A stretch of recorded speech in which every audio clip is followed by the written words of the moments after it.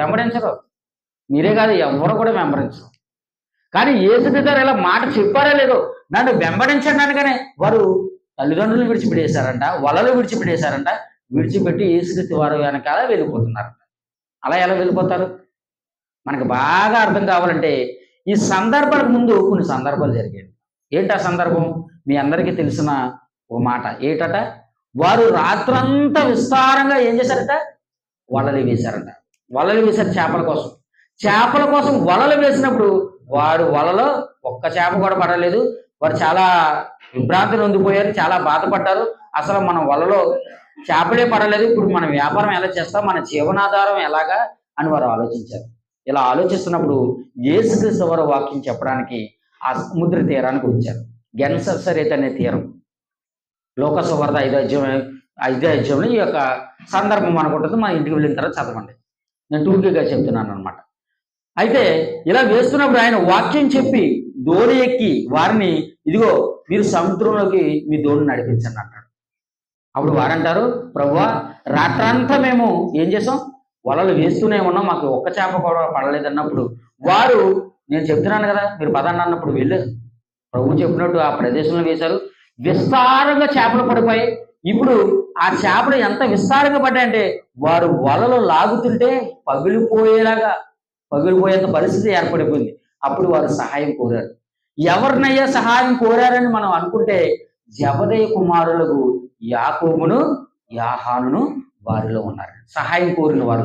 మీకు అర్థమవుతుందా? నేను జాగ్రత్తగా చెప్తున్నాను. ఇక్కడ యేసుక్రీస్తు వారు పిలుస్తున్నారు. ముందుగా పిలవడానికంటే ముందు అక్కడ చేపలు పట్టినప్పుడు ఎవరెవరు ఉన్నారు? పేతురు దోణిలో వెళ్ళారు. పేతురుతో పాటు ఎవరు సహాయం చేయడానికి ఎవరు వచ్చారు? యాకోబు, యోహాను వచ్చారు. మీకు అర్థమవుతుందా? ఇప్పుడు ఆయన, మీకు ఇంకా అర్థం కాలేదనుకుంటున్నాను నేను. లోక సువార్త చూద్దాం, అంత డౌట్ ఎందుకు మనకి. లోక సువార్త 5వ అధ్యాయం, లోక సువార్త 5వ అధ్యాయం, లోక సువార్త 5వ అధ్యాయం 5వ వచనం చదువుతారా? ఇంకా కిందకి చదువుదామండి. 8వ వచనం చదవండి.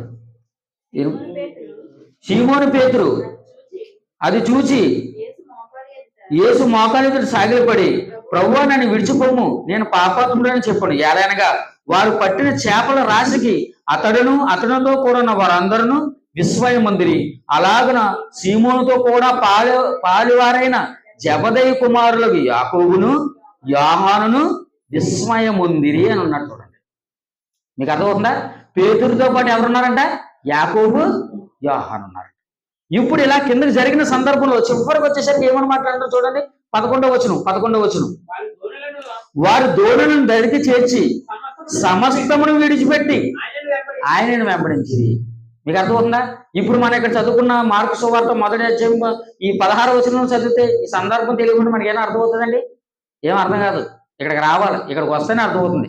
ఇక్కడ జరుగుతున్న సందర్భం ఎక్కడ వివరిస్తున్నారు? మనకి టూకీగా ఒక మాటలో రాయిస్తున్నాడు అనమాట. ఇక్కడ మీకు అర్థమవుతుందా? మార్కు సువార్త అంటే మనకు అర్థం కావాల్సింది ఏంటంటే, చేటభారతంలో సాగనీడు ఏం చెప్తాడంటే, సువార్త ఏం చెప్తున్నాడు అదే రాస్తాడండి. మిగిలిన సువార్తల్లో జరిగిన సందర్భాన్ని వివరిస్తాడు. ప్రియమైన దేవుని పిల్లరా, ఇలా మాట్లాడుకుంటూ ఉండగా మనం జెబెదయి కోసం మనం మాట్లాడుకుంటాం.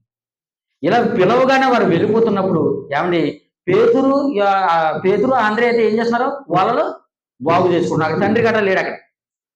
వారు వలలు బాగు చేసుకున్నారు. మీరు నన్ను వెంబడించడానికి, కానీ వారు వెంటనే ఎందుకు వెంబడించారు? గత రాత్రి ఏం జరిగింది? వలలు వేయగానే ఏం పడ్డాయి?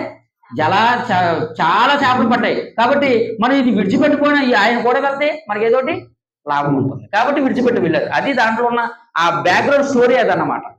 ఇప్పుడు జెబెదయి కుమారుల దగ్గరికి వచ్చాడు. జెబెదయి కుమారులు ఏం చేస్తారంట చూడండి. ఎన్నో వచనం ఉన్నాం మనం? 19వ వచనం. ఆయన ఇంకా కొంత దూరం వెళ్ళి జెబెదయి కుమారుడు యాకోబును అతని సహోదరుడు యోహానును చూచును. వారు దోణిలో ఉండి తమ వలలు బాగు చేసుకునుచుండిరి. వెంటనే ఆయన వారిని పిలువగా వారు తమ తండ్రి అయిన జెబెదయిని దోణిలో జతగాండ్ర యొక్క విడిచిపెట్టి ఆయనను వెంబడించింది. ఇప్పుడు మనకు రావాల్సిన ప్రశ్న ఏంటంటే, ఇప్పుడు యాకోబు యోహాను తండ్రి దగ్గర పనిచేస్తున్నారు, దోణిలో ఉండి పనిచేస్తున్నారు. దోణిలో ఉండి పనిచేస్తున్నప్పుడు యేసుక్రీస్తు వారు పిలిచిన వెంటనే వెళ్ళిపోతున్నారంటే దాని అర్థం ఏంటి? ఇప్పుడు తండ్రి అడగడా? జెబెదయి అడుగుతాడు, అడగడా? రే ఎక్కడికరా ఉన్నారని అడుగుతాడు, అడగడా? అడుగుతారు. అడిగినప్పుడు మీరు చెప్పిన సమాధానం ఏమై ఉంటుందో చెప్పండి. అయ్యా మేము ఎందుకు వెళ్ళిపోతున్నామంటే గత రాత్రి ఈ ఈ ఈ ప్రభువారు ఈ యొక్క వ్యక్తి ఏం చేశాడంటే ఇదిగో మమ్మల్ని దోణిలోకి తీసుకువెళ్ళాడు. పేతురు అనే ఆ వ్యక్తి ఉన్నాడు కదా, అసలుకి విస్తారమైన రాసి పడ్డది, మేము సహాయం చేయడానికి వెళ్ళాము. ఆయన కూడా వెళ్తే ఏదో ఒకటి మనకు ఉపయోగం ఉంటుంది, నష్టం ఉండదని చెప్పేసి తండ్రితో మాట్లాడి ఉంటారా ఉండరా? మాట్లాడుంటారు. ఇక జబదేయి మాట్లాడుతున్న మరొక మాట ఒక మాట ఉండి ఉంటుంది. ఏంటా మాట? ఏంట్రా మీరు ఇద్దరు ఒకేసారి విడిచిపెట్టి వెళ్ళిపోతున్నారేంటి? ఒకడు వెళ్ళండి, ఒకడు ఇక్కడ ఉండండి అంటాడంటారా? ఎందుకంటే జబదేయి కుమారుల దగ్గర పని చేస్తారంటే జబదేయి కుమారులతో ఎవరు ఉన్నారంట? జీతగాండ్రులు ఉన్నారంట. అక్కడ చదవడం జాగ్రత్తగా. జబదేయి కుమారులు, అతనితో పాటు ఎవరున్నారు? జీతగాండ్రులు. దోణులు ఏం చేస్తున్నారంటే వారు ఆ పని చేస్తున్నారు, వలలు బాగు చేసుకుంటున్నారు. ఇప్పుడు పనివారిని పక్కన పెట్టేసి మంచిగా పనిచేసే ఈ కుమారులు జబదేయిని విడిచి వెళ్ళిపోతే జబదేయి వ్యాపారం దెబ్బతింటుందా? దెబ్బతిందా చెప్పండి. దెబ్బతింది, కంపల్సరిగా దెబ్బతింటుంది కదా. మరి తండ్రి అలాంటప్పుడు ఎందుకు పంపిస్తాడు? పంపించడు. కానీ జబదేయి ఎంత మంచివాడంటే ఏమంటే ఇద్దరు కుమారులు కూడా దేవుని సేవకు వెళ్ళమని పంపించేశాడండి. మీకు అర్థం ఉందా? పనివారిని పెట్టుకున్నారంటే కుమారుడికి ఎంత పని వచ్చి ఉంటే చెప్పండి మీకు అర్థం ఉందా? కొడుకులు తండ్రి కూడా కలిసి పని చేసినా ఇంకా పని మిగిలిపోతే అప్పుడు పెట్టుకున్నారు పనివారిని. ఊరకనే పెట్టుకుంటారు పనివారిని? పెట్టుకోరు. ఎందుకంటే కుమారులకు కూడా పని చాలా నైపుణ్యం కలిగిన వారు ఆ పనిలో. అటువంటి నైపుణ్యం కలిగిన వ్యక్తులు బయటకు వెళ్ళిపోతున్నారు అనుకోండి, మరి ఈ పని అంతా ఎవరు జరిగిస్తారు? ఈ వ్యాపారం అంతా నష్టపోరా? చాలా నష్టపోతారు. జీతగాండ్రుల పరిస్థితులు ఏంటి? చేయవలసిన పని అంతా మిగిలిపోతుంది. మరి జబదేయి ఒకడు ఎలా చేస్తాడు? ఇవేమి జబదేయి ఆలోచించలేదండి, వెళ్ళమన్నాడండి. జబదేయి పర్మిషన్ ఇచ్చాడు తన కుమారులకు వెళ్ళమని, దేవుని కార్యక్రమాలకు వెళ్ళమని, దేవుని పనికి వెళ్ళమని యేసుక్రీస్తు ద్వారా పంపించేశాడండి. యేసుక్రీస్తుతో పంపించేశాడు. అంత గొప్పవాడు జబదేయి. ఇంకా జబదేయి ఎంత గొప్పవాడు మనం తెలుసుకోవాలంటే తన భార్య, ఆవిడ పేరు బైబిల్లో ఏమని రాయబడిందంటే జబదేయి కుమారుల తల్లి అని రాయబడ్డారు. మీకు అర్థమవుతుందా? ఈ జబదేయి కుమారుల తల్లి ఎంత గొప్పదంటే ఈవిడు కూడా దేవుని పనిలో సహకారిగా ఉన్నదండి. మీకు అర్థమవుతుందా? ఎంత సహకారం మనం చూడగలిగితే ఇదే మార్కు సువార్త 14వ అధ్యాయం 15వ అధ్యాయం చూద్దాం. ఇదే మార్కు సువార్త 15వ అధ్యాయం 40వ వచనం. ఇదే మార్కు సువార్త 15వ అధ్యాయం 40వ వచనం. వారిలో మగ్దలేని మరియయు, చిన్న యాకోబు, యోసే అని వారి తల్లి అయిన మరియయు, సలోమియు ఉండిరి అంటాడు. చూడండి, సలోమి అంటున్నారేంటని జబదేయి కుమారుల తల్లి అని మీరు రాయబడాలి కదా అని మీరు అనుకోవచ్చు. ఆవిడకున్న మరొక పేరు సలోమి అని బైబిల్లో చాలా మంది గ్రంథకర్తలు చెప్పారు. ఎందుకు మనం సలోమి అని మనం మాట్లాడుకున్నామంటే మీకు మరొక సందర్భం, సేమ్ సందర్భం ఇక్కడ రాయబడిన సందర్భం మరొక చాట రాయబడింది. ఆ మాటను కూడా మనం చూద్దాం. మత్తయి సువార్త 27వ అధ్యాయం, మత్తయి సువార్త 27వ అధ్యాయం 55వ వచనం. మత్తయి సువార్త 27వ అధ్యాయం 55వ వచనం. యేసునకు ఉపచారము చేయుచు గలిలయ నుండి ఆయనను వెంబడించిన అనేక మంది స్త్రీలు అక్కడ దూరం నుండి చూచుచుండిరి. వారిలో మగ్దలేని మరియయు, యాకోబు, యోసే అని వారి తల్లి అయిన మరియయు, జబదేయి కుమారుల తల్లియు ఉండిరి అన్నాడు. చూడండి, అక్కడ ఏం రాయబడింది? మార్కు సువార్తలో ఏం రాయబడింది? సలోమి అని రాయబడ్డారు. మీకు అర్థం ఉందా? సలోమి అని రాయబడింది. ఆ సలోమి ఎవరన్నమాట? ఎవరి పేరు అన్నమాట? జబదేయి కుమారుల తల్లి పేరు అన్నమాట. మీకు అర్థం ఉందా? ప్రియమైన దేవుని పిల్లారా, ఆలోచించండి. అంటే జబదేయి కుమారుల తల్లి ఎంత గొప్పదంటే పరిచారం చేసినట్టు యేసుక్రీస్తు వారికి. అంటే పరిచారం చేయడం అంటే ఏంటి? ఇప్పుడు యేసుక్రీస్తు వారు ఎక్కడికి వెళ్ళినా ఎంతమంది ఉన్నారు? యేసుక్రీస్తుతో పాటు 12 మంది శిష్యులు ఉన్నారు. యేసుక్రీస్తుతో కలిపి 13 మంది. ఈ 13 మంది కూడా ఎక్కడికి సువార్త చేయడానికి వెళ్ళినా వారికి భోజనం, వారి బట్టలు ఉతకాలి, వారికి సహాయం చేయాలి, వారి టీలు, కాఫీలు ఇవన్నీ ఎవరిస్తారు? యేసుక్రీస్తు భార్య లేదు కదా, మరి ఇవన్నీ ఎవరో స్త్రీలైన వారు పరిచర్య చేయాలి. సో ఈ పరిచర్య చేయడానికి యేసుక్రీస్తుతో ఎప్పుడు కూడా కొంతమంది స్త్రీలు వెళ్ళారు అనమాట. మీకు అర్థమవుతుందా? ఇప్పుడు ఈ జబదేయి కుమారులు ఏ ప్రాంతం వారు? గలిలయ ప్రాంతం వారు. మీకు అర్థమవుతుందా? ఆయన ఏ ప్రాంతాన్ని నడుచుకుంటూ వెళ్ళారు? గలిలయ ప్రాంతాన్న నడుచుకుంటూ వెళ్ళకుండా వారిని చూసి వారిని పిలిచాడు అనమాట. ఈ గలిలయ ప్రాంతంలో ఉన్నప్పుడు ఏమండి, ఈ జబదేయి కుమారుల తల్లి యేసుక్రీస్తు దగ్గర పరిచారం చేయడానికి వెళ్ళింది అనుకోండి, ఎవరు పర్మిషన్ కావాలి చెప్పండి? స్త్రీ యేసుక్రీస్తు వారి దగ్గరికి పరిచారం చేయడానికి వెళ్ళింది. ఆ స్త్రీ ఆయన దగ్గరికి వెళ్ళాలంటే ఎవరు పర్మిషన్ కావాలి చెప్పండి? భర్త పర్మిషన్ కావాలి. ఇప్పటికి ఇక్కడ చాలా మంది స్త్రీలు వచ్చారు. ఇక్కడికి వచ్చిన స్త్రీలందరూ ఎవరు పర్మిషన్ తీసుకుని వచ్చారు? భర్తలు పర్మిషన్ తీసుకొచ్చారు. భర్త పర్మిషన్ లేకుండా ఎవరైనా వెళ్ళగలరా? వెళ్ళరు, అవ్వదు, కుదరదు. ఇప్పుడు జబదేయి కుమారుల తల్లి కూడా దేవుని దగ్గర యేసుక్రీస్తు దగ్గర పరిచారం చేయడానికి వచ్చిందంటే ఎవరు పర్మిషన్ ఇచ్చారన్నమాట? ఎవరిచ్చారు? అతని భర్తనే. ఆమె భర్త ఎవరు? జబదేయి. సో జబదేయి ఎంత గొప్పవాడంటే కుమారుని దేవుని పనికి అప్పగించాడు, తన భార్యను కూడా దేవుని పనికి అప్పగించాడు, దేవుడు సేవ చేయడానికి పంపించాడు. ఇప్పుడు మనం ఇక్కడ గమనించవలసిన మరొక విషయం ఏంటంటే జబదేయి ఒక్కడే ఉన్నాడు, జబదేయి దగ్గర జీతగాండ్రులు ఉన్నాడు, కుమారులు వెళ్ళిపోయారు. కుమారులతో పాటు ఎవరు వెళ్ళిపోయారు? జబదేయి కుమారుల తల్లి కూడా కుమారుల దగ్గర వచ్చింది. ఇప్పుడు భర్త ఏమని ఆలోచించాలండి? మీకు అర్థం ఉందా? ఇప్పుడు గలిలయలోకి యేసుక్రీస్తు సువార్త చేస్తున్నారు అనుకోండి, జబదేయి కుమారుల తల్లి గలిలయే, యేసుక్రీస్తు వారు సువార్త చేసేది గలిలయే. ఇప్పుడు పొద్దున్న వెళ్ళింది అనుకోండి వాక్యం చెప్పడానికి, సువార్త చేయడానికి యేసుక్రీస్తుతో పాటు వెళ్ళింది అనుకోండి, పరిచారం చేసింది అనుకోండి, సాయంత్రానికి మళ్ళీ ఎక్కడికి వచ్చేస్తుంది? ఇంటికి వచ్చేస్తుంది. అది రాదా? ఇంటికి వచ్చేస్తుంది. అలా కాకుండా యేసుక్రీస్తు వారు గలిలయలోనే కాకుండా మరొక ప్రాంతానికి కూడా సువార్త చేయడానికి వెళ్ళారు. ఎక్కడికి వెళ్ళారు? చుట్టుపక్కల ప్రాంతాలన్నిటికీ కూడా వాక్యం చెప్పడానికి వెళ్ళారు. ఇలా వాక్యం చెబుతూ ఉండగా యెరూషలేముకి ఆయన అప్పుడప్పుడు వెళ్ళడం అలవాటు. ఎందుకంటే ఆయన యెరూషలేముకి ఎప్పుడు వెళ్ళినా ఏమండి ఒక వారం రోజులు టెస్ట్ చేస్తాడు. అక్కడ యేసుక్రీస్తు వారు యెరూషలేముకి వెళ్ళారంటే అక్కడ వారం రోజుల పాటు వాక్యం ప్రకటించవలసిందే. ఇప్పుడు యెరూషలేముకి ఆయన గలిలయ నుంచి యెరూషలేముకి వెళ్తే గలిలయ నుంచి యెరూషలేముకి ఎంత దూరం? సుమారు 90 మైళ్ళు అన్నారు బైబిల్ ప్రకారం చెబితే మాట్లాడుకుంటే. గలిలయ ప్రాంతం నుంచి యెరూషలేము అనే ప్రాంతానికి ఎన్ని మైళ్ళు? 90 మైళ్ళు. 90 మైళ్ళు అంటే ఒక మైలు ఈక్వాలిటీ ఎంత అంట? 1.6 కిలోమీటర్స్ అన్నారు. అంటే 1 కిలోమీటర్ కంటే ఎక్కువ, కిలోమీటర్న్నర. మీకు అర్థమవుతుందా? అలాగా గలిలయ ప్రాంతం నుంచి యెరూషలేముకి ఎంత దూరం అంట? ఇంచుమించు 130 కిలోమీటర్లు వస్తుందండి. మీకు అర్థమవుతుందా? ఇంచుమించు 130 కిలోమీటర్లు వస్తుంది. ఇంచుమించు 130 కిలోమీటర్లు రావాలంటే ఈ రోజు మనం బండి ఉంది కాబట్టి ఇలా వెళ్తే పొద్దున్న సాయంత్రానికి వచ్చేస్తాం. మరి అప్పుడు ఏంటి? నడక నడాలి. మీకు అర్థమవుతుందా? ఆ మ్యాప్ చూస్తారా ఒకసారి? కొత్త నిబంధన పాలస్తీనా అనే మ్యాప్ ఉంటుంది చూడండి, మీ బైబిల్ వెనకాల చివరన ఉంటుంది కదా. ఎంత దూరం ఉందో మీకు అర్థం కావాలని నేను చెప్పాలనుకుంటున్నాను. కొత్త నిబంధన కాలపు పాలస్తీనా అని ఉంటుంది చూడండి, రెండో మ్యాప్. మధ్యధరా సముద్రం చూసారు అందరూ? చివరన బైబిల్ చివరన అన్నమాట. ఆ పైన గలిలయ ఉంది చూడండి, కొరాజీను, పెకనియా అని ఉంది చూడండి సార్. అది గలిలయ అంటే గలిలయ సముద్రము, గలిలయ అన్న ప్రాంతం ఒక చిన్న గీతగా కనపడుతుంది మనకి. ఆ గలిలయ నుంచి యెరూషలేము ఎక్కడ ఉంది చూడండి. యెరూషలేము ఎక్కడ ఉంది? కింద నుంచి యోదయ ఉందా? యోదయ పైన బెత్లెహేము, బేతనియ, యెరూషలేము అనే ప్రాంతం ఉంది. సో గలిలయకి యెరూషలేముకి ఎంత దూరం ఉంది? చాలా దూరం. ఒక గీతగా మనకు కనపడుతుంది. కానీ ఇంచుమించు ఎన్ని కిలోమీటర్లు అంట? 130 కిలోమీటర్లు. అందులోనే ఆయన వారు ఎలా రావాలి? దెక్కపోలు మించి, ఏమండి యోర్దాను మించి, యెరికో పట్టణం నుంచి, బెత్లెహేం నుంచి యెరూషలేము రావాలి. ఎందుకంటే మధ్యలో ఎందుకు రావాలంటే మధ్యలో ఏముందన్నమాట? సమరయం అనే పట్టణం ఉంది. సమరయం నుంచి వెళ్తారా? వెళ్ళరు.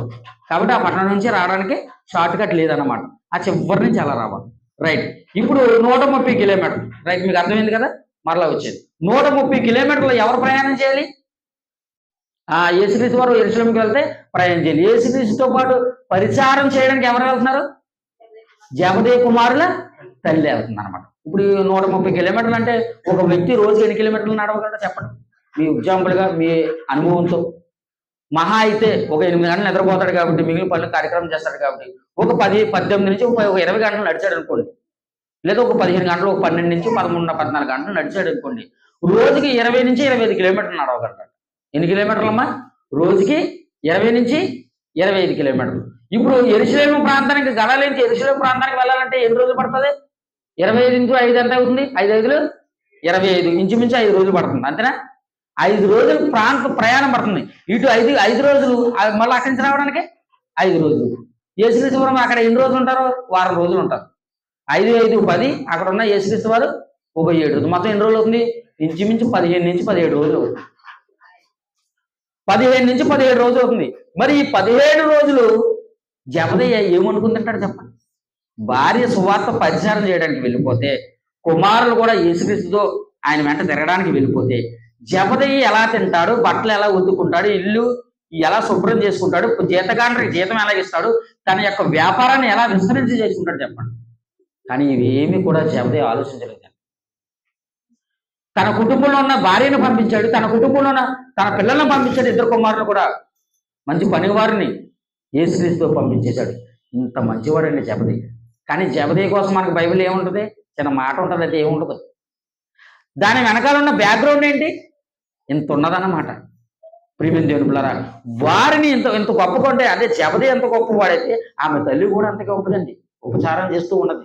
ఆమె తల్లి ఇంకా ఎంత గొప్పదంటే, యేసుక్రీస్తు వారు కుడి పార్శ్వాన నా కొడుకులు ఇద్దరు కూడా ఈ వైపు కుడి వైపునప్పుడు ఎడమ వైపునప్పుడు కూర్చుండాలని యేసుక్రీస్తు వారిని అడిగిందండి. జబదయి కుమారుల తల్లి ఎంత గొప్ప మంచి కుటుంబం అండి, మంచి కుటుంబం.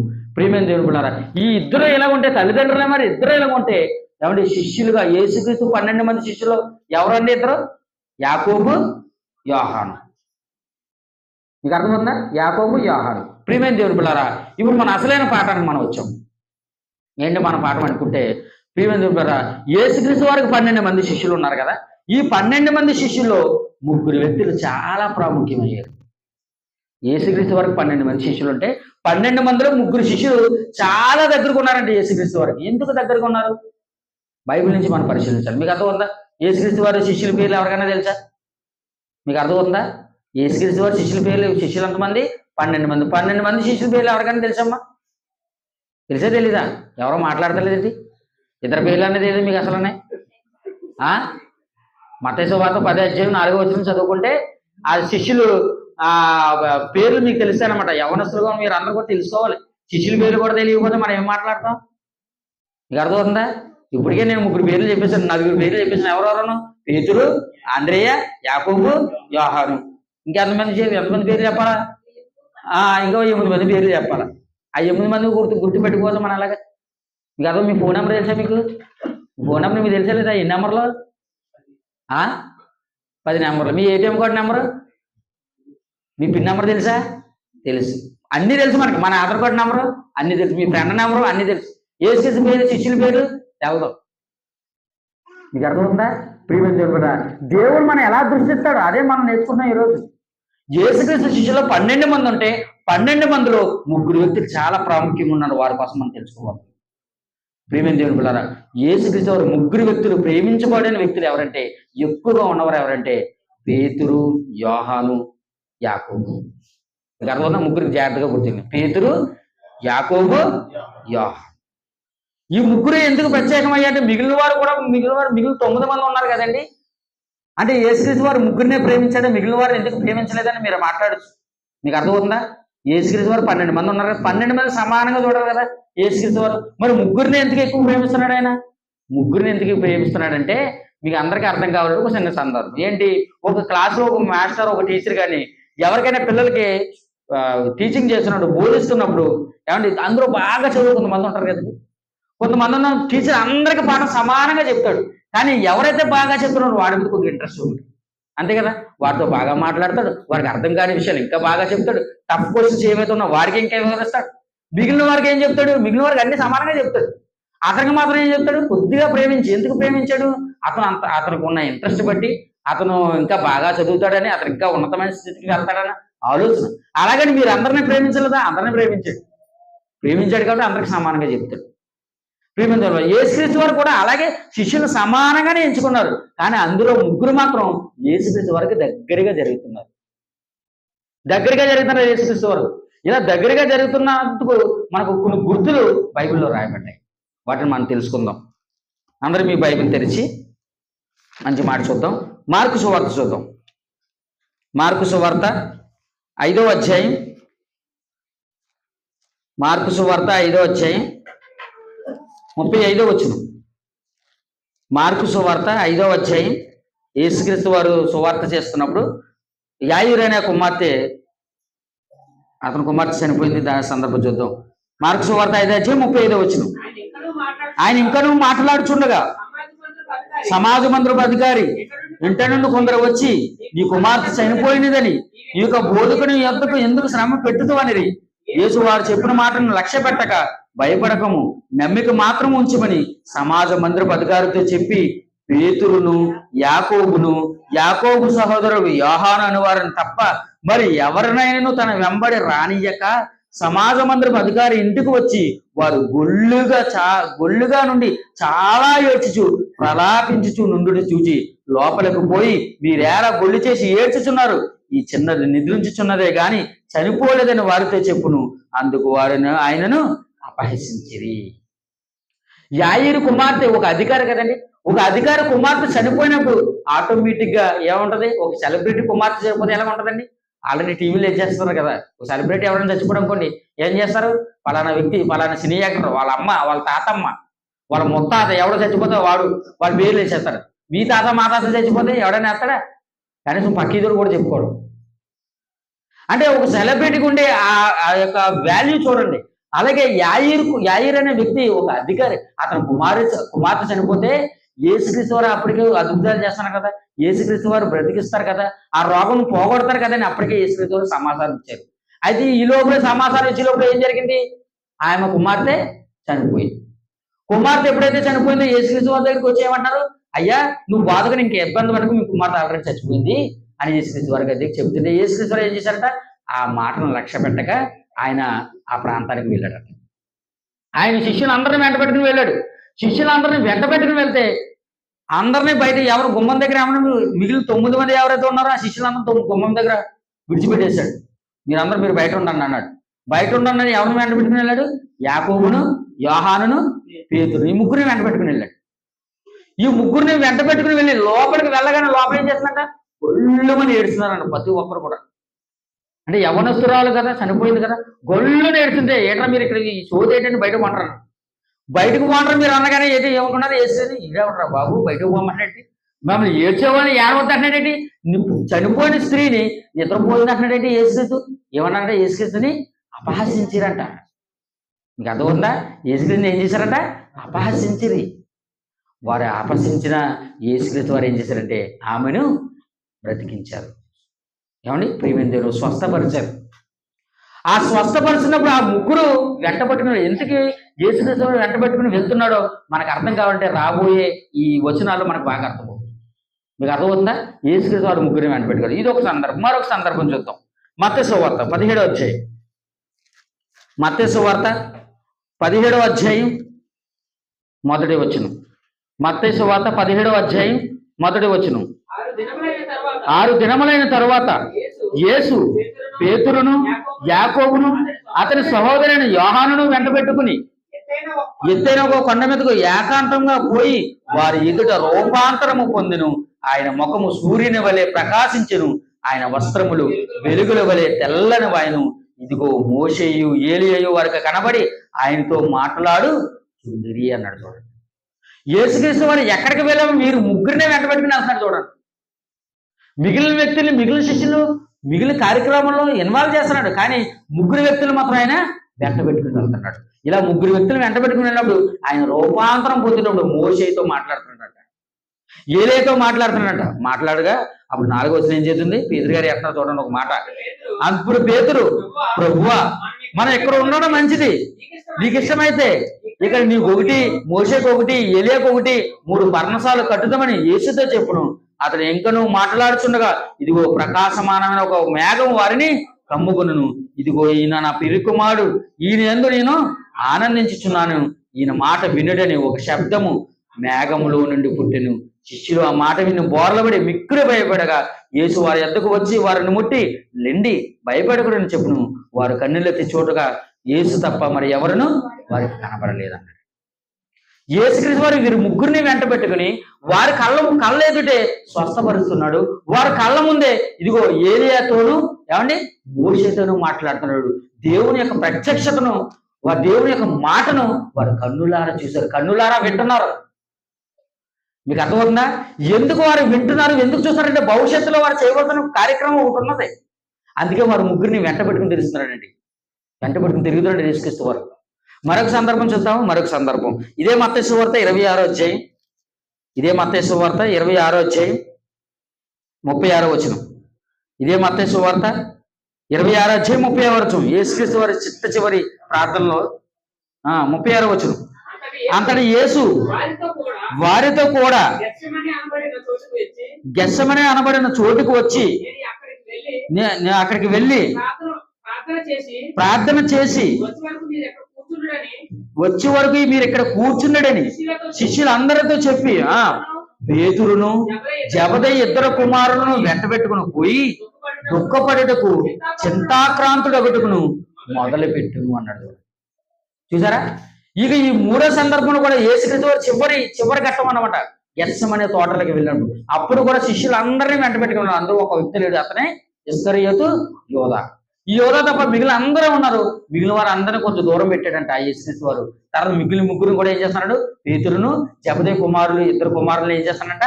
వెంట పెట్టుకుని పోయి మీరు ఇక్కడ ఉండండి, మీరు ఇక్కడ ప్రార్థన చేయండి, నేను అక్కడికి వెళ్ళి ప్రార్థన చేస్తాను, నేను అక్కడికి వెళ్ళి ప్రార్థన చేస్తాను అన్నాడు యేసుక్రీస్తు వారు. ప్రియమైన దేవుని బిడ్డ, యేసుక్రీస్తు వారు వీరు ముగ్గురిని ఎందుకు వెంట పెట్టుకుంటాడంటే ఆయనకు ఒక కారణం ఉంది. ఎందుకంటే ఒక సందర్భంలో వీరు యేసుక్రీస్తుతో ఒక మాట మాట్లాడారండి. ఒక మాట మాట్లాడారు. ఏంటా మాట? యేసుక్రీస్తు వారు ఏమండి ఒక గిన్నె పట్టుకున్నారు. యేసుక్రీస్తు జబదయి కుమారుని తల్లి మాట్లాడుతుంది అన్నమాట. ఆ సందర్భంలో మాట్లాడుతున్న సమయంలో ఆ సందర్భంలో ఏం జరుగుతుందో ఒక మంచి మాట చూద్దాం. మార్కు సువార్త 10వ అధ్యాయం, మార్కు సువార్త 10వ అధ్యాయం 35వ వచనం. మార్కు సువార్త 10వ అధ్యాయం 35వ వచనం. జబదయి కుమారులైన యాకోబును యోహానును ఆయన అంతకు వచ్చి, బోధకుడా, మేము అడిగినదల్లా నీవు మాకు చేయగోరుచున్నామని చెప్పగా ఆయన, నేను మీకేమి చేయగోరుచున్నామని వారిని అడిగను. వారు, నీ మహిమయందు నీ కుడివైపున ఒకడును నీ ఎడమవైపున ఒకడును కూర్చున్నట్లు మాకు దయచేయమని చెప్పిరి. సరే, ఇప్పుడు యేసుక్రీస్తు దగ్గర వచ్చి వీరిద్దరు అడుగుతున్నారు. ఒకనాడు తల్లి అడిగింది, ఇప్పుడు వీరు వచ్చి యేసుక్రీస్తు వారిని అడుగుతున్నాడు. అప్పుడు ఏమంటున్నాడు చూడండి యేసుక్రీస్తు వారు, యేసు మీరు ఏమో అడుగుచున్నారో మీకు తెలీదు. నేను త్రాగుచున్న గిన్నెలోది మీరు త్రాగుతే అయినను, నేను పొందుచున్న బాప్తిసం పొందుటే అయినను మీ చేతనగునా అని వారిని అడుగును. వారు మా చేతనగునా అనేది. చూసారా? యేసుక్రీస్తు వారు ఒక ప్రశ్న అడిగారు. వారు ఏంటి? నేను తాగేది మీరు తాగుతారా? నేను తినేది మీరు తింటారా? నేను చేసేది మీరు చేస్తారంటే, నువ్వు తాగేది మేము తాగుతావు, నువ్వు తినేది నువ్వు తింటావు, నువ్వు ఏం చేసేది మేము చేస్తావు అని యేసుక్రీస్తు వారితో చెప్పారు. అప్పుడు యేసుక్రీస్తు వారు భవిష్యత్తు చూశాడండి. త్రాగడం అంటే గిన్నెలోతో త్రాగడం కాదు, ఉండడం అంటే మేము తినేదంటే రొట్టెని తినడం కాదు, నాలాగే మీరు శ్రమ పడాలి, నాలాగే మీరు ఇబ్బంది పడాలి, నాలాగే మీరు కష్టాలు పడాలి, నాలాగే శిలువ యాగంలోకి నేను ఎలాంటి భయంకరమైన పరిస్థితులకు వెళ్ళిపోతున్నానో, నేను చావడానికి ఎలా సిద్ధపడుతున్నానో మీరు కూడా అలా చావడానికి సిద్ధపడాలని వారికి చెప్పాడండి. ఆ మాట ఆ రోజు వారికి అర్థం కాలేదు నిజం చెప్పాలంటే. కానీ యేసుక్రీస్తు వారు మీరు త్రాగుతురా ఈ గిన్నెల దగ్గర ఇదంతా మేము తాగేస్తామన్నారు, ఇదంతా మేము తినేస్తామన్నారు. కానీ యేసుక్రీస్తు వారు వారి యొక్క భవిష్యత్తును చూశాడండి. యేసుక్రీస్తు వారు వారి యొక్క భవిష్యత్తును చూశాడు. వారి భవిష్యత్తును చూసిన వెంటనే అప్పుడు ఏమని మాట్లాడుతున్నారు? నేను తాగేది మీరు తాగలేదని అనట్లేదు యేసుక్రీస్తు వారు. ఏమని మాట్లాడుతున్నారు చూడండి. 38వ వచనం, క్షమించండి 39వ వచనం చదవండి. అప్పుడు యేసు, నేను త్రాగుచున్న గిన్నెలో మీరు త్రాగెదరు, నేను పొందుచున్న బాప్తిసం మీరు పొందెదరు, కానీ నా కుడివైపునను నా ఎడమవైపును కూర్చున్న నా వశంలో లేదు. అది ఎవరికి సిద్ధపరచబడినో వారికి దొరికిన వారితో చెప్పాను అన్నాడు. యేసుక్రీస్తు వారు మేము తాగేస్తాం, మేము తినేస్తాం అన్నప్పుడు యేసుక్రీస్తు వారు వారిని గద్దించలేదండి. మీరు తాగుతారని, నేను తీసుకునే బాప్తిసం మీరు పొందుకుంటారని నాకు తెలుసు, నేను చేసేది మీరు చేస్తారని నాకు తెలుసు. కానీ నా కుడివైపున నా ఎడమవైపున ఎవరు కూర్చోరో నా చేతుల్లో లేదు. ఎవరి చేతుల్లో ఉంది? తండ్రి అయిన దేవుడి చేతుల్లో ఉంది. కాబట్టి దానికోసం మీరు ఆలోచించుకొని మీరు చేయవలసిన పని ఏదైతే ఉందో ఆ పని చేయండి అన్నాడు. ప్రియమైన దేవుని పిల్లరా, నిజంగా యేసుక్రీస్తు అన్నట్టు, యేసుక్రీస్తు వారు కోరుకున్నట్టు నిజంగానే వారు అలా నిలబడ్డారండి. ఆయన వారితో ఉన్నప్పుడు వారిని వెంట పెట్టుకుని తిరిగాడు. వెంట పెట్టుకుని తిరిగిన తర్వాత ఆయన మరణ గైడులు చివరికి వచ్చేసాయి. చచ్చిపోబోతున్నాడు అండి యేసుక్రీస్తు వారు. యేసుక్రీస్తు వారు చనిపోతే తర్వాత ఏం జరుగుతుందో యేసుక్రీస్తు తెలుసు. పేతురు 3 సార్లు అయితే బొంకాడు, కానీ చివరికి ఏమైపోయాడు? పేతురు నిలబడ్డాడు. నిజంగా చివరి వరకు నిలబడిన వ్యక్తులు ఈ ముగ్గురు మనకు కనిపిస్తారు. నిజంగా యేసుక్రీస్తు వారు సిలువ వేసినప్పుడు ఎవరో లేరు, పటాపంచలు అయిపోయారు అందరూ కూడా. ఎవరో నిలబడలేదు. నేను నిలబడతాను నీ కోసం, నువ్వు ఎక్కడికి వెళ్తాను, నేను చచ్చిపోతాను అన్న పేతురు కూడా ఓడు కుయ్యక ముందు 3 సార్లు నువ్వు నన్ను తెలియదు అని అంటామన్నాడు. నిజంగానే అలాగన్నాడు. ఎప్పుడైతే అలా అన్నాడు తర్వాత రియలైజ్ అయ్యాడు పేతురు. కానీ చివరి వరకు నిలబడ్డాడు. అలా చివరి వరకు నిలబడిన వ్యక్తుల్లో కూడా యోహాను ఉన్నాడండి. యోహాను ఉన్నాడు. మంచి సందర్భం చూద్దాం. యోహాను సువార్త 19వ అధ్యాయం. యోహాను సువార్త 19వ అధ్యాయం. యోహాను సువార్త 19వ అధ్యాయం 25వ వచనం. యోహాను సువార్త 19వ అధ్యాయం 25వ వచనం. ఆయన తల్లియు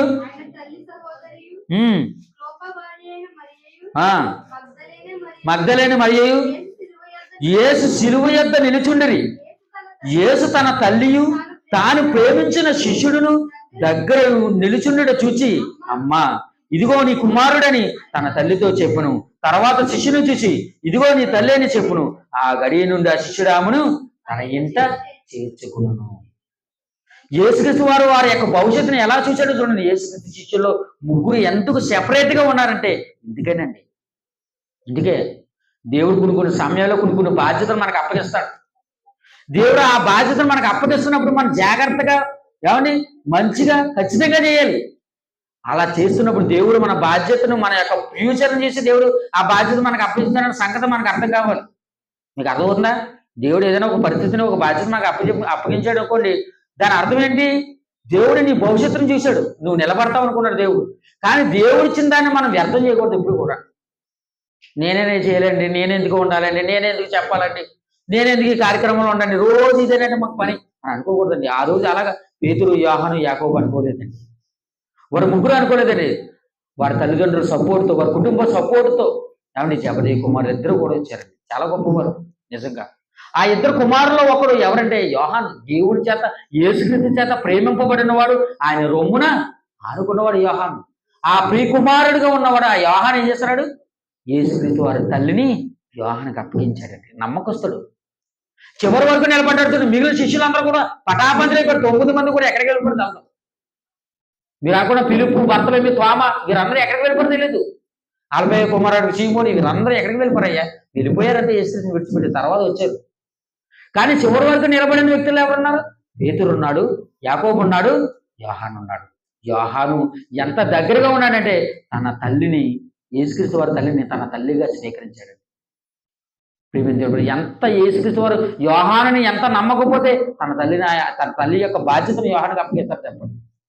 దేవుడు కూడా మనం నమ్మి ఈ బాధ్యత మనకు అప్పగించాడు. ఈ బాధ్యత మనం సక్రమంగా నెరవేర్తిస్తున్నామండి, సక్రమంగా జరిగిస్తున్నామా దేవుని పనిని? దేవుడు మనల్ని నమ్మి ఈ వాక్యాన్ని మన చేతిలో పెట్టాడు. మనల్ని నమ్మి ఈ సంఘాన్ని దేవుడు అభివృద్ధి చెందిస్తున్నాడండి. మనల్ని నమ్మి ఈ వాక్యాన్ని, ఎవరికి లేని వాక్యాన్ని మనకి ఇచ్చాడండి. ఆ రోజు ఆ వాక్యం ఒకనాడు ఏమండి బాప్తిస్మం ఇచ్చి యోహాను దగ్గరికి వెళ్ళింది. ఆ రోజు ఎంతమంది ఉన్నారండి అధికారులు? ఎంతో మంది అధికారులు ఉన్నారు. అన్నయ్య ఉన్నాడు, కయ్యప్ప ఉన్నాడు, ఏమంటే ఎంతో మంది దేశాధినాథులు ఉన్నారు. వారందరూ ఉంటే ఎక్కడికి వెళ్ళిందంటే వాక్యం అరణ్యంలో ఉన్న బాప్తిస్మం ఇచ్చి యోహాను దగ్గరికి వెళ్ళిందంట. ఈరోజు ప్రపంచంలో, ఈ లోకంలో, ఈ ప్రదేశంలో ఏమండి మీ చుట్టూ, నీ ప్రాంతాల్లో ఎంతో మంది ఉన్నారు. మరి మన దగ్గరికి ఎందుకు వచ్చింది వాక్యం? మనమైతే నిలబడతామని, మనమైతే దేవుడి కోసం పనిచేస్తామని, మనమైతే దేవుని వాక్యాన్ని బాగా నేర్చుకుని అనేక మందికి తెలియపరుస్తామని, మనమైతే దేవుని వాక్యాన్ని మన యొక్క బ్రతుకులో, మన జీవితంలో ఎదుటి వారికి చూపిస్తామని ఆ రోజు యోహాను ఆ మాట నిలబెట్టాడండి. ఇంకా మనం నేర్చుకుందాం, ఇంకా చాలా గొప్పగా బ్రతికారండి మీరు అంతా. యేసుక్రీస్తు తల్లి యొక్క బాధ్యతను యోహాను తీసుకున్నాడు. ఇలా తీసుకోవడమేనా? ఏమండి అపోస్తల కార్యాలకు వచ్చేసరికి మొట్టమొదటిగా పెంతెకొస్తు అనే ఒక పండగ వచ్చింది. ఆ పెంతెకొస్తు ఆ పండగ దినాన్ని 12 మంది శిష్యులు కూడా మేడగదిలో ఉన్నారు. వీరందరికీ కూడా పరిశుద్ధాత్మ వారి మీదకి దిగిపోయింది. ఆ దిగిపోయిన 12 మంది వ్యక్తుల్లో 3 వ్యక్తులు ఎవరు? పేతురు, యోహాను, యాకోబు. 3 వ్యక్తులు ఉన్నారు చూడండి. ఇక అదే అపోస్తలుల గారు 3వ అధ్యాయానికి వచ్చేసరికి ఒక స్వస్థత కార్యక్రమం జరిగిస్తున్నారండి. ఒక స్వస్థత కార్యక్రమం జరిగిస్తున్నారు. చూద్దాం అపోస్తలుల కార్యం గుంపులోకి వెళ్ళిపోతాం. అపోస్తలుల కార్యంలో 3వ అధ్యాయం 3వ వచనం. అపోస్తలుల కార్యంలో 3వ అధ్యాయం 3వ వచనం. పేతురును యోహానును దేవాలయంలో ప్రవేశింపబోయినప్పుడు వారు చూచి భిక్షమడుగుగా పేతురును యోహాను వారిని తేరచూచి మా తట్టు చూడమన్నది.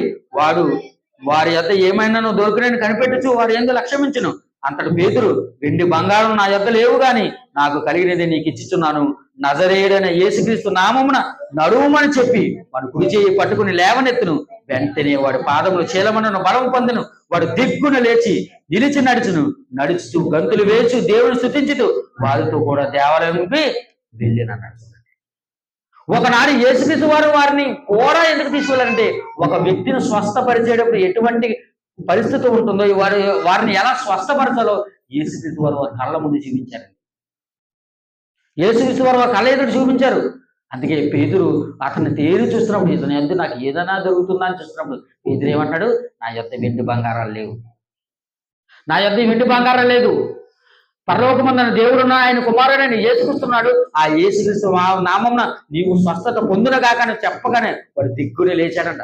చీలమండలన్నీ కరెక్ట్ అయిపోయినా టకటకమని ఏమంటే గంతులు వేసుకుంటూ పాటలు పాడుకుంటూ దేవాలయానికి వెళ్ళిపోయాడు. అంటే మెట్ల కింద అడుక్కునేవాడు ఎక్కడికి వెళ్ళిపోయాడంట, దేవాలయానికి వారితో పాటు కలిసి వెళ్ళిపోయాడు, నడుచుకుంటూ వెళ్ళిపోయాడంట. అక్కడ చూసిన వారు అందరికీ విస్మయం చెందేశారు. ఏంటి ఈ డోరు, ఏంటి ఈ ఆశ్చర్యం అనుకుని కొంతమంది పేతురు యోహాన్ని పట్టుకున్నారండి. పేతురు యోహాన్ని పట్టుకున్నారు. పేతురు యోహాన్ని పట్టుకున్నప్పుడు ఏమంటే చెరసాలలో వేశారు, వారిని కొట్టేశారు. అప్పటికే వారు కొట్టేశారు, వారు బెదిరించారు, వారిని ఇబ్బంది పెట్టారు. ఇదిగో దీన్ని ఏం చేస్తామని ఒక ఆలోచనలో ఉండిపోయారు వారు అందరూ కూడా. ఇలా ఆలోచన చేస్తున్నప్పుడు ఏమంటే పేతురు యోహాన్ని ఏం చేయాలో వారికి అర్థం కావట్లేదు. 4వ అధ్యాయం అపోస్తుల కార్యం 4వ అధ్యాయం 13వ వచనం. అపోస్తుల కార్యం 4వ అధ్యాయం 13వ వచనం. వారు పేతురు యోహాను ధైర్యం చూచినప్పుడు వారు విద్య లేని పామరులను గ్రహించి ఆశ్చర్యపడి వారు యేసుతో కూడా ఉండిన వారని గుర్తెరిగిరి. స్వస్థత పొందిన ఆ మనుషుడు వారితో కూడా నిలిచి ఉండేది చూచి మేమేమీ ఎదురు చెప్పలేకపోయేది. అప్పుడు సభ వెలుపడికి రండిని వారికి ఆజ్ఞాపించి తమలో తాము ఆలోచన చేసుకుని, ఈ మనుషులు మనం ఏమి చేయదుము, వారి చేత ప్రసిద్ధమైన సూచకరే జరిగిబడి ఉన్నదని యెరూషలేములో కాపురమున్న వారి అందరికీ స్పష్టమే. అది జరగలేదని చెప్పజాను. ఆయనను ఇది ప్రజలు ఇంకా వ్యాపింప ఉండుటకై ఇక మీదట ఈ నామమును బట్టి మనుషులతోనైనాను మాట్లాడకూడదని మనం వారిని బెదరలు పెట్టబడిని మనం బెదిరించాలనుకున్నారు. పేతురు యోహాన్ని ఏం చేస్తారంట, బెదిరించాలనుకున్నారు. ఇదిగో ఇక్కడి నుంచి నువ్వు ఏ మనిషికి కూడా మీరు వాక్యం చెప్పడానికి వీల్లేదు, ఏ మనిషిని మీరు స్వస్థపరచడానికి వీల్లేదు, ఏ మనిషిని మీరు దేవుడి వాక్యంలో వారు దేవుళ్ళకి ఏమంటే తీసుకువెళ్ళడానికి వీల్లేదు, ఈ మాటలు మీరు చెప్పడానికే వీల్లేదు అన్నారు. ఒకనాడు యేసుక్రీస్తు ద్వారా తిరిగిన వారు, కళ్ళ ముందు చూసిన వారు, కన్నవాటిని విన్నవాటిని వీరందరూ చూశారండి. ఎందుకు యేసుక్రీస్తు వారు వీరు ముగ్గురికి ఆ సంగతిని ఎందుకు చూపించాడంటే భవిష్యత్తులో వీరు చెప్పాలి, భవిష్యత్తులో వీరు రాయాలి, ఈ మాటలు చెప్పాలి, ఈ మాటలు రాయాలి, ఈ మాటలు ప్రకటించాలి, ఈ మాటలు ప్రకటిస్తుందిగా అవసరం అయితే చచ్చిపోవాలి. ప్రేమదేవుడు బిడ్డలారా, యేసుక్రీస్తు ఆ స్వస్థత కార్యక్రమాన్ని ఎందుకు తీసుకారంటే ఈ రోజు వారు స్వస్థత జరిగించారు ఇక్కడ. అందుకే పేతురు స్వస్థత జరిగించాడు. స్వస్థత జరిగించినందుకు వారికి ఉన్న ఇబ్బంది ఏంటో తెలుసా, ఈ నామాన్ని బట్టి మీరు ఎప్పుడూ ప్రకటించొద్దు అన్న. అలా ప్రకటించొద్దు అన్నప్పుడు వారు ఏమని మాట్లాడుతున్నారో చూడండి. 20వ వచనం. మేము కన్నవాటిని విన్నవాటిని చెప్పలేక ఉండలేమని వారికి ఉత్తరమిచ్చింది. మీకు అర్థమవుతుందా? వారు చావుకు భయపడలేదు. ఒకనాడు యేసుక్రీస్తు సిలువేసినప్పుడు నువ్వు నజరేయుడైన యేసుక్రీస్తు తిరిగిన వాడే కదా, యేసుక్రీస్తు శిష్యులో నువ్వు కూడా ఒకడవే కదా అన్నప్పుడు పేతురు పారిపోయాడు.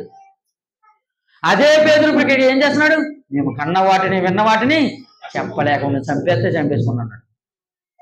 మాకు ఉరి శిక్ష చేస్తారా, మమ్మల్ని కట్టడంతో నరికేస్తారా, మీరు ఏమి చేసినా సరే మేము ఉండలేము.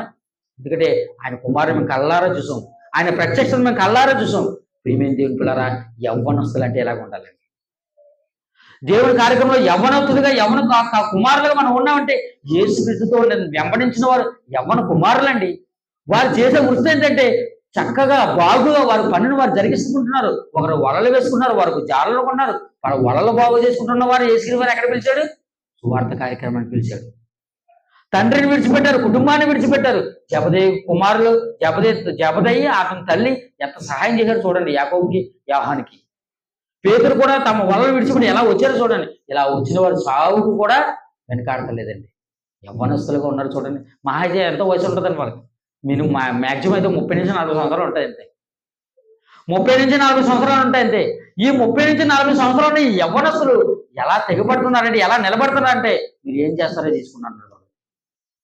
దేవుడి పని మనం జరిగిస్తున్నప్పుడు యవ్వన కాలంలో ఉన్నప్పుడు ఆ కాలాన్ని మనం విడిచిపెట్టకూడదు, పోగొట్టుకోకూడదు. దీని అంతటికి ముందు ఒక కార్యక్రమం జరుగుతుంది. స్టెఫన్ ఏం చేస్తారు, రాళ్లతో కొట్టి చంపేస్తారు. అతను కూడా చాలా మంచి యవ్వనస్తుడు, యవ్వన కాలంలో దేవుని వాక్యాన్ని పట్టుకున్నవాడు. ప్రేమ దేవుని పిల్లరా, అటువంటి అవకాశం మనకు కూడా రావాలి. ఇచ్చాడు దేవుడు మనకి, మనమే పట్టుకుంటలేదు, మనమే ఆలోచించలేదు, మనమే దేవుని కోసం ఉండట్లేదు. ప్రేమ దేవుని పిల్లరా, ఇలా కన్నవాటిని ఉన్నవాటిని మేము చెప్పలేక ఉండలేమన్నప్పుడు వారిని బెదిరించి విడిచిపెట్టేశారంట. చివరికి వచ్చేసరికి ఏమైందో తెలుసండి? 12వ అధ్యాయం, మా అపోస్తుల కార్యము 12వ అధ్యాయం, అపోస్తుల కార్యము 12వ అధ్యాయం, అపోస్తుల కార్యములు 12వ అధ్యాయం మొదటి వచనం. దాదాపు అదే కాలమందు రాజైన హేరోదు సంఘపు వారిలో కొందరిని బాధ పెట్టుటకు బలత్కారంగా పట్టుకుని యోహాను సహోదరుని యాకోబును ఖడ్గముతో చంపించును. ఇది యూదులకు ఇష్టమైన కార్యమని తెలుసుకుని పేతురును కూడా పట్టుకుని అన్నాడు. చూడండి, యేసుక్రీస్తు వారితో తిరిగిన ముగ్గురులో ఎవరు ఇప్పుడు ఇద్దరు బంధింపబడ్డారు. ఒక వ్యక్తి ఆల్రెడీ చంపబడ్డాడు. ఎవరు? యాకోబు. ఇతని సహోదరుడు ఎవరు? యోహాను. జబదయి కుమారులు ఇద్దరు కుమారులు, ఒక కుమారుడు ఆల్రెడీ చచ్చిపోయాడు, ఖడ్గముతో చంపబడ్డాడు. అపోస్తులలో మొట్టమొదటి హతసాక్షి ఎవరంటే యాకోబు అండి. యాకోబు. ఏమంటే నిజంగా ఆలోచించండి, ఆ రోజు జబదయి తన కుమారుల్ని దేవునితో యేసుక్రీస్తుతో పంపకపోయింటే ఈ రోజు ఇతనికి ఆ మరణం వచ్చేదా? ఇటువంటి మరణం పొందేవాడా? ఇటువంటి దేవుడి కోసం నిలబడే ఒక గొప్ప సేవకుడిగా ఇతను మారేవాడంటే ఏమో చెప్పలేము.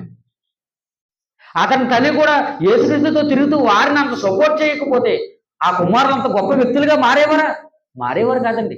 ఇలాంటి కుటుంబాలు కావాలండి, ఇటువంటి తల్లిదండ్రులు కావాలండి, ఇటువంటి తండ్రి ఉండాలి, ఇటువంటి తల్లి ఉండాలండి. కుమారులను ప్రోత్సహించాలండి.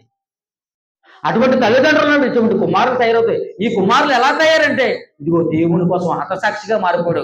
ఏ కుమారుడు అంటే యాకోబు. ఎంత గొప్పవాడండి నిజంగా. యేసుక్రీస్తు వారు 33 సంవత్సరాలకి చచ్చిపోతే, గతం ఉందా? యేసుక్రీస్తు వారు 30 సంవత్సరాలకి సువార్త ప్రారంభించాడు, 3.5 సంవత్సరాలు సువార్త చేశాడు. 33.5 సంవత్సరాలకి యేసుక్రీస్తు వారు చచ్చిపోయారు. యేసుక్రీస్తు చచ్చిపోయిన 10 సంవత్సరాలు అవుతుంది మ్యాక్సిమం, అంతే, అంతకుమించి ఏం కాదు ఇది. గతం ఉందా? యేసుక్రీస్తు వారు చచ్చిపోయిన 10 సంవత్సరాలు జరిగింది. ఈ 10 సంవత్సరాల కాలంలో ఎవరు చచ్చిపోయారు? యాకోబు చచ్చిపోయాడండి. నిజంగా యాకోబు తల్లి నిజంగా బ్రతుకుంటే, జబదయి తన భర్త ఏమనుకున్నా సొలోమి అనుకున్నాం కదా, ఆమె నిజంగా బ్రతుకుంటే నిజంగా యాకోబు చచ్చిపోయినప్పుడు ఎంత బాధపడుతుందండి. ఆ బాధను ఎలా తట్టుకుని ఉంటుందండి ఆ తల్లి? ఎంత గొప్ప స్త్రీ అండి. తాను దేవుళ్ళలో ఉండి తన పిల్లలు దేవుళ్ళలో ఉండి వారి జీవితాలను దేవుళ్ళు అర్పించారండి. ఈ సంఘం అంతా నిలబడడానికి ఎంత గొప్పగా నిలబడ్డారు చూడండి. ఇద్దరు కుమారులు, ఏమండి, అపోస్తులు, ఇద్దరు శిష్యులు నిలబడ్డారు చూడండి. అన్నదమ్ములండి ఇద్దరు కూడా. ఈ రోజు అన్నదమ్ములుగా మనందరం కూడా ఇందులో ఉన్నాను. చాలా ఆనందపడుతుంటాను అప్పుడప్పుడు. నేనున్నాను, మా తమ్ముడు ఉన్నాడు, శ్రీమా ఉన్నాడు, గంగాధర్ ఉన్నాడు, ఈరబాబు ఉన్నాడు, ఏమండి, మన సొలమన్ ఉన్నాడు, రాఘమణి ఉన్నాడు. ఇదిగో ఇద్దరు సహోదరులు ఏమన్నారు. మన అందరం సహోదరులుగా అన్నదమ్ములుగా ఉన్నాం. మరి మన అన్నదమ్ముల్లో మనం దేవుని పని ఎంత చేస్తున్నాం మనం ఆలోచించుకోవాలి. ప్రేమించ ఇద్దరు అన్నదమ్ములు ఏమన్నారు? యాకోబు ఖడ్గము చేత చంపబడ్డాడు. యోహాను తన తల్లిని చేర్చుకున్నాడు. యేసుక్రీస్తు వారి తల్లిని చేర్చుకున్నాడు. తన తల్లి యొక్క బాగోగులు చూస్తున్నాడు. అలాగని తల్లిని మాత్రం చూసుకుంటూ ఉండిపోయాడా? లేదు, సువార్త చేస్తున్నాడండి. సువార్త చేస్తున్నాడు. ప్రేమైన దేవుని పిల్లరా, వారితో పాటు ఉన్నాడు పేతురు ఉన్నాడండి. పేతురు ఉన్నారు. వారి యొక్క జీవితం, వారి కుటుంబం ఉంది చూడండి. ఆ రోజు ఆ తల్లిదండ్రులు వారిని పంపించకపోతే యాకోబు ఈ రోజు అలా చనిపోయేవాడు కాదండి. యాకోబు ఎప్పుడైతే చచ్చిపోయాడో యాకోబుతో పాటు ఎవరిని పట్టుకున్నారంట? ఇది యూదులకు ఇష్టమైన కార్యమని పేతురును కూడా చంపేయాలనుకుంటున్నారు. యూదులకు ఇష్టంగా ఉన్నదని వారి దృష్టిలో ఇతను గొప్ప వ్యక్తిగా అవ్వాలని ఏం చేస్తానంటే ఇతను ఎవరు? రాజైన హేరోదు. ఈ హేరోదు కొంతకాలానికి వచ్చరికి ఏమవుతాడు? దేవుణ్ణి గణపరుచున్నందున పురుగులు పడి చచ్చాడు నా కొడుకు అంటాడు. మీకు అర్థం ఉందా? పురుగులు పడి చచ్చిపోయాడు హేరోదు. తర్వాత దేవుని సంఘాన్ని హింసించేవారు, దేవుని వాక్యాన్ని ప్రకటించేవారు ఎవరైనా ఏదైనా ఇబ్బంది పెడితే దేవుడు ఊరుకోడండి. దేవుడు ఊరుకోడు. ఎందుకంటే ఆయన తన పిల్లలతో నిలబడతాడు. ఎప్పుడు కూడా దేవుడు నిలబడతాడండి. నిజంగా యాకోబుని చంపేసి పేతురుని కూడా చంపాలనుకున్నప్పుడు పేతురుని చెరసాలలో వేశారు. సంఘం అయితే పేతురు కోసం అత్యాసక్తితో ఏం చేస్తుందంట? ప్రార్థన చేస్తుందంట. ఎప్పుడైతే ఇలా ప్రార్థన చేస్తుందో ఈ పేతురుని ఎప్పుడు చంపేస్తాం? రేపు ఉదయం ఈ పేతురుని చంపేస్తారు. ఇంకా ఈ రోజు నైట్కి ఈ పేతురుని బంధించి బందికానలో ఉంచారు. ఉదయం లేవగానే పేతురుని చంపేస్తారు. ఆ రోజు రాత్రి ఏం చేసింది? ఒక మహా అద్భుతం జరిగింది. సంఖ్యలన్నీ విడిపోయాయి. దేవత తీసుకొచ్చి బయట నిలబడేసింది. పేతురు మరలా ఎవరైతే ఏ సంఘం అయితే ప్రార్థన చేస్తారో ఆ సంఘం ముందు గేటు ముందు నిలబడి మాట్లాడాడు. టక్టకమని మాట్లాడుతున్నాడు. టక్టకమని కోరుతున్నాడు. ఇదిగో అంటే పేతురు ఆ స్వరం విని చాలా ఆనందపడిపోయారు. ప్రియమైన దేవుని వల్ల దేవుని సంఘంలో, దేవుని కార్యక్రమంలో ఈ ముగ్గురు శిష్యులు ఎలా ఉన్నారు చూడండి. ఒక వ్యక్తి చనిపోయాడు. నీకు ఇంకో విషయం చెప్పనా? ఈ కొత్త నిబంధనలో మొత్తం మీద 27 పుస్తకాలు రాయబడ్డాయి కదండి. ఇందులో మ్యాక్సిమం పుస్తకాలు రాసింది అపోస్తలుడైన పౌలు 14 పత్రికలు రాశారు. మిగిలిన 5 పుస్తకాలు ఎవరు రాశారు? యోహాను రాశాడండి. యోహాను పత్రిక, యోహాను సువార్త, యోహాను మొదటి యోహాను, రెండో యోహాను, మూడో యోహాను, ప్రకటన గ్రంథం. జెబెదయి కుమారులు 2 కుమారులు ఎంత గొప్పగా ఎదిగారంటే, ఒక కుమారుడు ఖడ్గం చేత చంపబడ్డాడు, మరొక కుమారుడు ఎలా మారిపోయాడు? యేసుక్రీస్తు దగ్గరైన శిష్యుడిగా మారిపోయాడు, తన తల్లిని చేర్చుకున్నాడు. చివరికి వచ్చేసరికి ఈ పత్రికలు రాశాడు. చివరి పుస్తకమైన పద్మాసు దీపంలో ఉండి ప్రకటన గ్రంథాన్ని రాశాడు.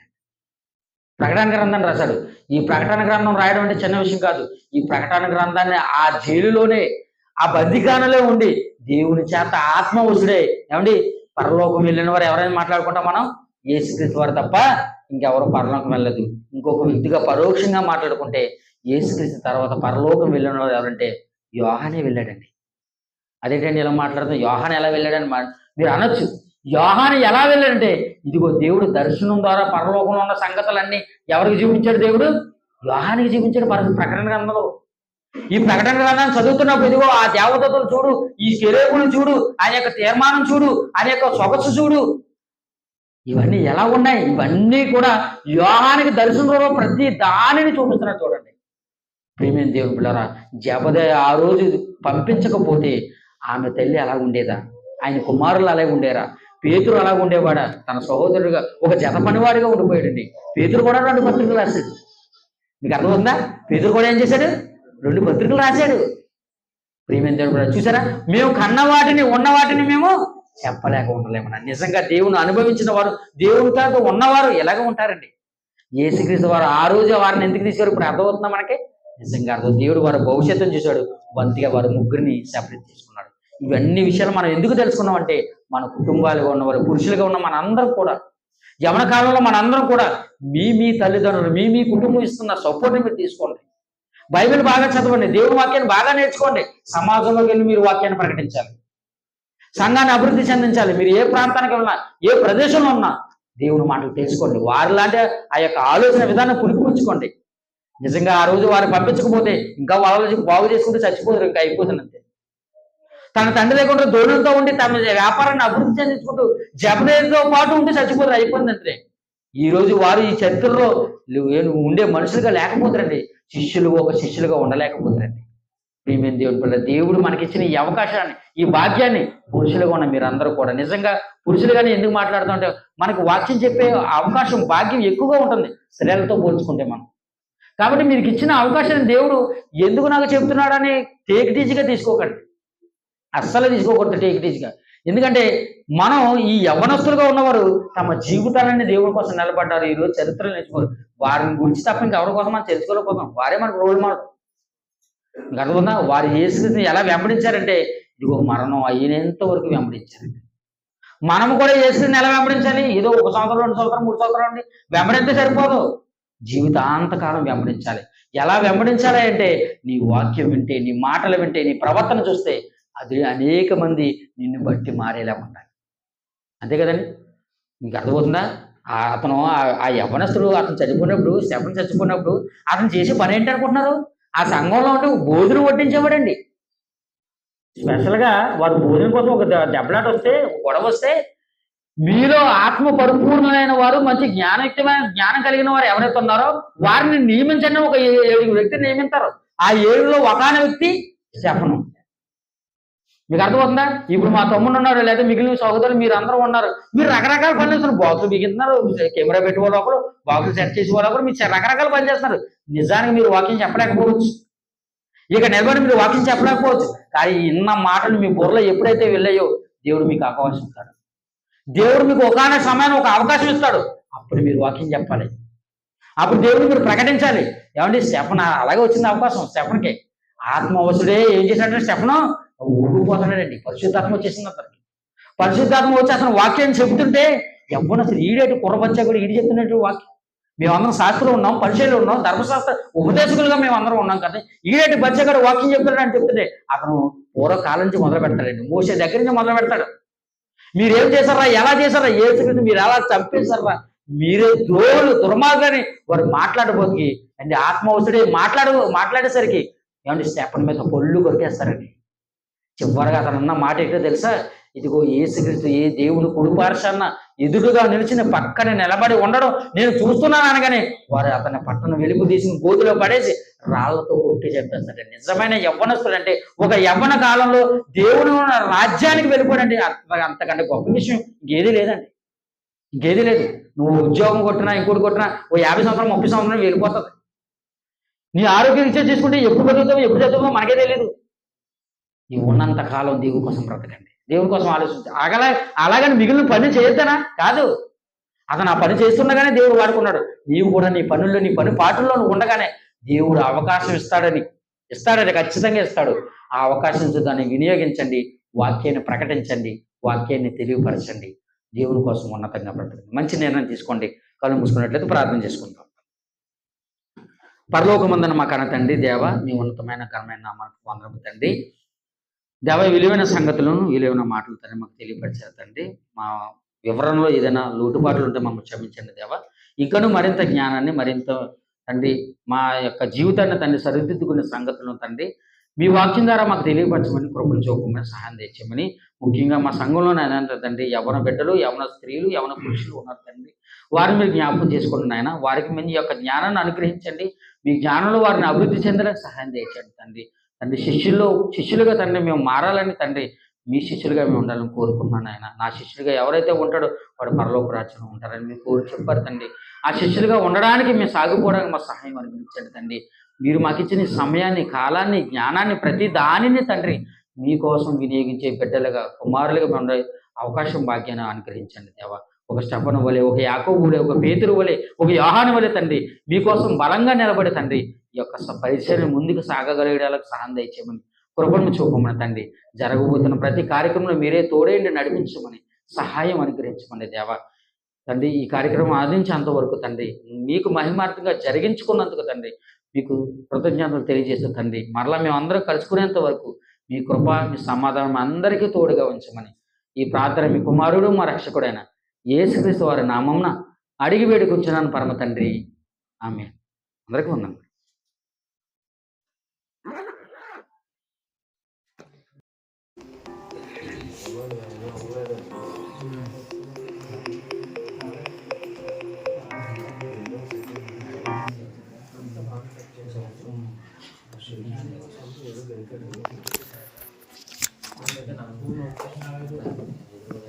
నాకు